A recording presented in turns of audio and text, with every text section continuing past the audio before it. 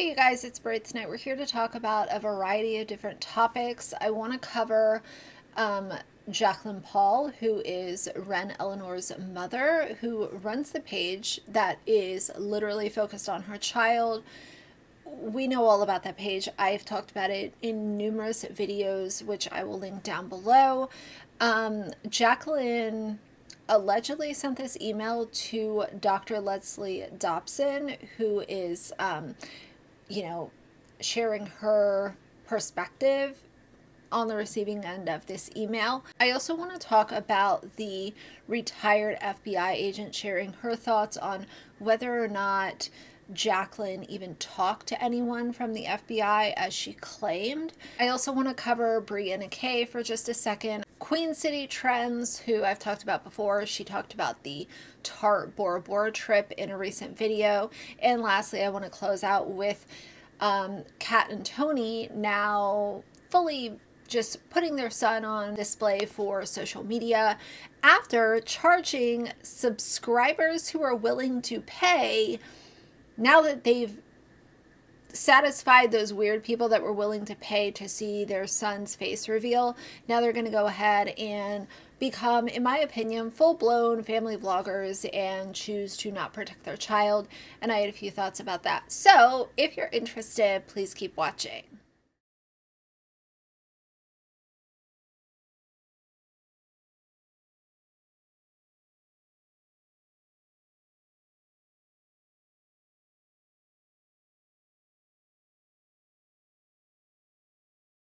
All right, you guys, so let's start at the top with Dr. Leslie, and she is sharing this video. It came out a few days ago, 3 days ago. Email I got from a mom influencer, and it's very obvious that she is talking about Jacqueline Paul in this video, but let's just listen to what she has to say. It's about 2.5 minutes long, and then I will give my thoughts. Being threatened by a mom influencer? As a forensic psychologist, I've received cease and desists, I've received subpoenas, I've been sued, but I've never gotten an email quite like this. I believe you started out with good intentions, and I hope you listen to what I say. People say things on social media that they wouldn't say in real life. No, I say it in real life, and if you're doing something on social media, it's probably worse in real life. Usually we keep the names of victims private, especially if they're minor victims. Okay, so you're calling this little girl a victim. You caused a hate storm towards the family, even putting the child in danger. I think that putting phallic images and the entire world telling you that your account is causing danger is probably the primary problem. People favorite videos for many reasons, and the majority... It's really funny because so many people, and I've been covering family vloggers for over 3 years now, and when I hear people say, oh, well, if you don't like it, don't watch it, or you're, sending more people to this family vlogger's page by you even making this video and sharing your opinion. And I've constantly had the same stance in, if you are putting your child online, a commentary channel covering it is not going to make anything worse, because chances are the worst people that exist online have already found your page. They probably know everything about your child because you have shown literally where they go to school, what sports they're involved in, what their favorite movie is, what their favorite color is, what their favorite candy is, where you go grocery shopping, possibly even where you live, whether it's intended or unintended. You've already put all of that out there. So a commentary channel shedding light on how much of a bad parent you are is not going to make things worse for your child. It is simply shining a light on you being a bad parent and you don't like it. So you and or your fans are going to sit there and rant and rave and try to cry victim. Majority are not pedophiles. Correct. But even if you think there might be one, you are still enabling this behavior and profiting from it. Anybody can use their mind to twist something into something sexual. Yes, true, but if something is already 90% sexual because it's a phallic image, it doesn't leave somebody far to go. The email states, this is such a tired and boring argument. I've heard this for so long too. Oh, well, you're stretching the truth. You're reaching. You're grabbing. You're just thirsty for content, whatever stupid bullshit they come up with. As I've said, if you are a protective parent, which all of these family vloggers claim that they are protective parents, they love their children, they would protect them to no end. They would do anything to protect their kids. You see the facts, you see the saves, and even if you think that one person with nefarious purposes is saving your child's video to their hard drive, that should be more than enough for you to say, it is time to pull the plug on this. Don't care how much money we're making. Don't care that it's allowing me to stay home with my babies or my kiddos, whatever you label your kids. It is more than enough to pull the plug on Operation Exploiting My Child, if you are a protective parent as you claim to be. But we see them justifying and enabling this behavior and continuing to reproduce it. They don't care. They care about the dollar bills. I have an obligation to not spread reckless information or anything unethical. Well, I'm also a mandated reporter, and I'm highly trained in reasonable suspicion of child exploitation and child harm. I have brainwashed people. I would say unethical is putting your child out on Front Street for creepy people to consume that content, save it to their hard drives, and do God knows what, which we have confirmed that Wren's content has been shared to the web. So if you want to talk about unethical, let's actually go there and talk about the parents that are unethical for producing the content in the first place and continuing to produce it after they know that the worst people online are saving and consuming it. And because my video went viral, it's clouded my mind. Many of my videos went viral before you sent this email and called yourself out. People have even made videos saying they would rather have TikTok banned than allow this little girl to be exploited. People who make thousands of dollars themselves off TikTok. And let's close the email by complimenting. It went viral because a lot of us are on the same page now. Like I talked about in previous videos, a lot of people whom I've never heard talk about the dangers of family vlogging and child exploitation and using your kids for content have joined this conversation, and I'm always here for that. I'm not here for bullying the parents because I don't think that the message is made any more clear if you are making fun of the way that they look or just being outright cruel and nasty. But I've seen a lot of people who don't cover this kind of content join into this conversation and make extremely valid points about that.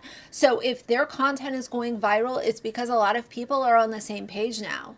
They are listening, and we are all literally on the same wavelength for the first time in a long time of stop putting your children out there for creeps on the internet, period. It no longer needs to be justified, clarified, explained, blah, blah, blah. Like, just stop. And if you don't stop, then you're in it for the money and you don't care about your kids, period. I'm very impressed with everything you've done in your career, and I'm sure you're an amazing person. It also says if you don't believe me, you can talk to the National Center for Exploited Children and see if making videos like the ones I've made are helpful. That seems quite ironic. I am confident that deep down you are very compassionate and caring. Well, I am, and that's why I continue this mission to take children off the internet, to stop giving images to pedophiles, and to stop enabling an extremely unhealthy system that we have in place and that you are a part of. Awareness is always important in this conversation. If you were spreading awareness without further exploiting that child, i.e. blurring their faces, muting names, whatever it is that you choose to do for your channel, it is valid and it is extremely important. So I'm glad that Dr. Leslie went ahead and spoke about the email that she received allegedly from Jacqueline Paul. Let's move on to the unexpected spy and hear what she had to say about, did Jacqueline even talk to anyone in the FBI? I kind of found that to be really far-fetched, but let's hear what she had to say. Former FBI agent, let's talk about whether or not I think that Wren.Eleanor's mom has had a meeting and a discussion with the FBI about what she's done with her daughter on social media? The short answer to that is no. So look, there's a couple different agencies that do investigate the exploitation of children online. The FBI does. They have a child exploitation and human trafficking group. Typically, though, what they do investigate are the larger networks. So the child pornography distributors, the very large ones. This is the internet, so it would be under their jurisdiction. But I don't think a situation like this is something that the FBI would hone in on and investigate, because singular incidences like this, unfortunately, take up too many of their resources. Now, the ICAC, which is the Internet Crimes Against Children, so that's kind of a 61-unit task force across federal and state lines, may be investigating this. They may have been tipped off on this, and they do work with the FBI as well.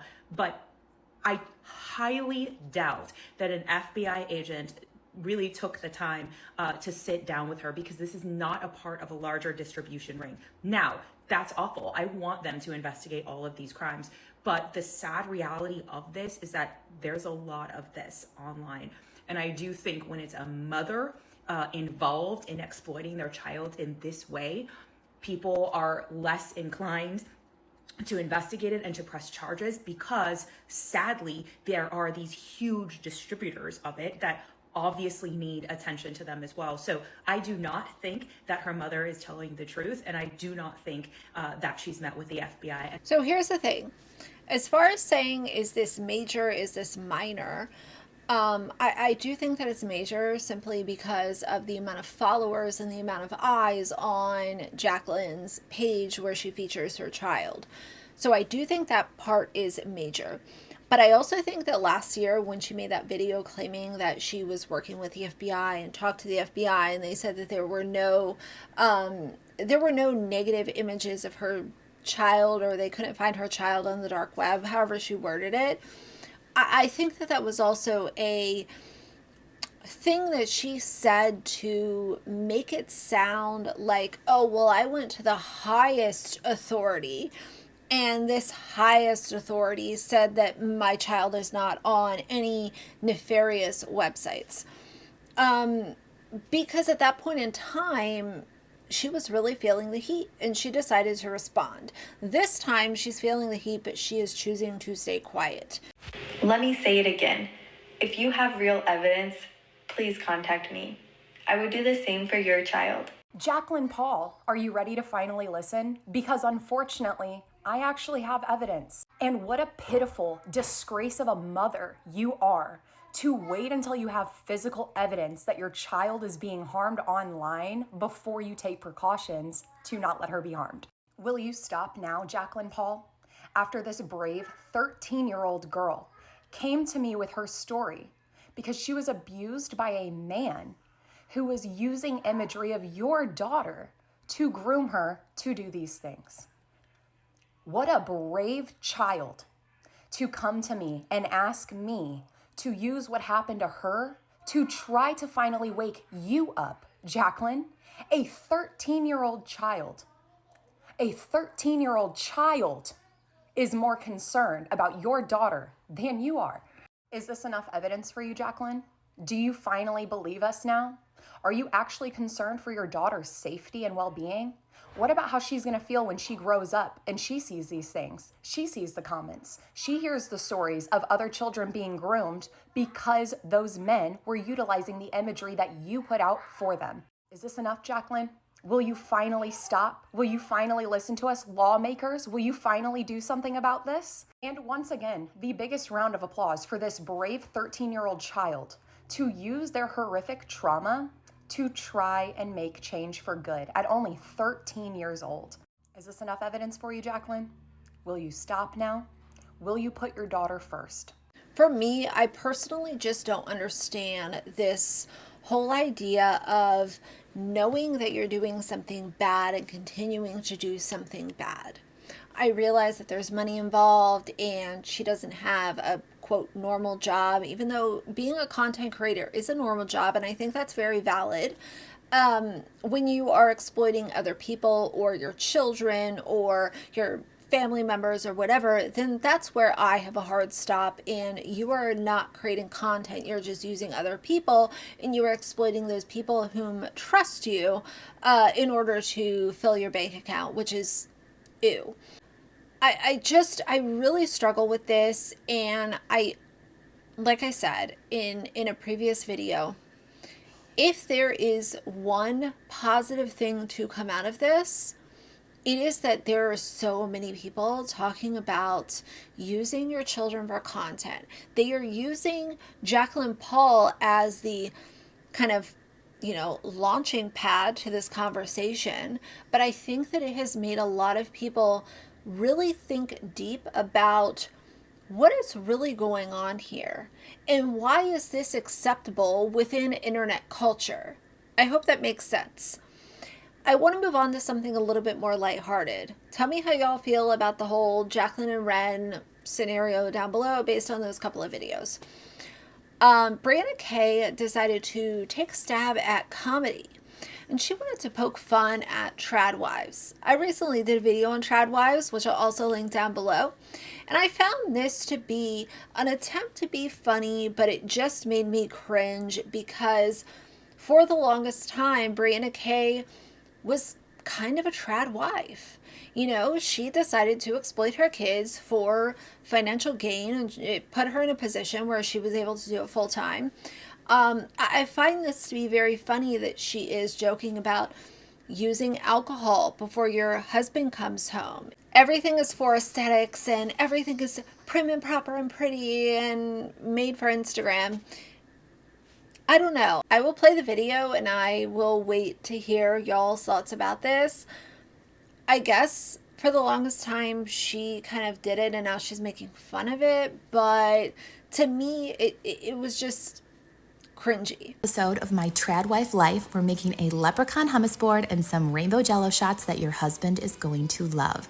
I harvested these veggies from my local Target and arranged them in the shape of a leprechaun with my homemade hummus recipe. I also baked some homemade crackers. I've just got the luck of the Irish that I get to stay home all day and make this fun shit.